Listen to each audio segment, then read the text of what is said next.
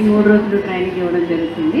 అయితే ఇక్కడ ఏంటంటే మనం దీంట్లో పోషణాభి పడాయిలో నవచేతన అలాగే ఆధారశిల గురించి చెప్పుకోవడం జరుగుతుంది. నవచేతన అంటే 0 నుంచి 3 సంవత్సరాల వయసు గల పిల్లలు ఎవరైతే ఉంటారో వారికి సంబంధించిన సంరక్షణ.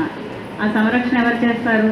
తల్లిదండ్రులు, తర్వాత అంగన్వాడీ టీచరు, తర్వాత ఆశా వర్కరు, ఒక వారం మనం చేసేది ఏంటంటే అంగన్వాడీ టీచర్ ఏం చేస్తామంటే ఆ ఏజ్లో వాళ్ళకి ఏవైతే ఇమ్యునైజేషన్ చేయాల్సి ఉంటుంది, ఎప్పుడు కూడా ఆరోగ్య పరీక్షలు చేయించడము, వాళ్ళకి సమయానికి టీకాలు వేయించడము, అలాగే పోషకాహారాన్ని ఆ తల్లికి పంపిణీ చేయడం మన బాధ్యత. అది కూడా మనం మెడికల్ వాళ్ళతో కలిసి చేస్తాము.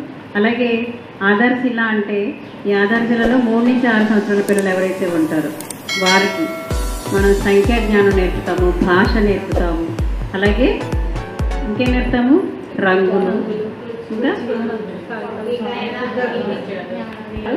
నేర్పుతాం. అలాగే సమాజంలో ఎలా మెలగాలి, సమస్యని పరిష్కారాన్ని, రంగులు, డ్రాయింగ్, ఇవన్నీ మనం నేర్పడం జరుగుతుంది ఇందులో. సో ఈ విధంగా చేయడం వల్ల ఏంటంటే ఈ వయసులో ఏదైతే వాళ్ళు ఏదైతే ఈ పిల్లలకి సంబంధించి వాళ్ళకి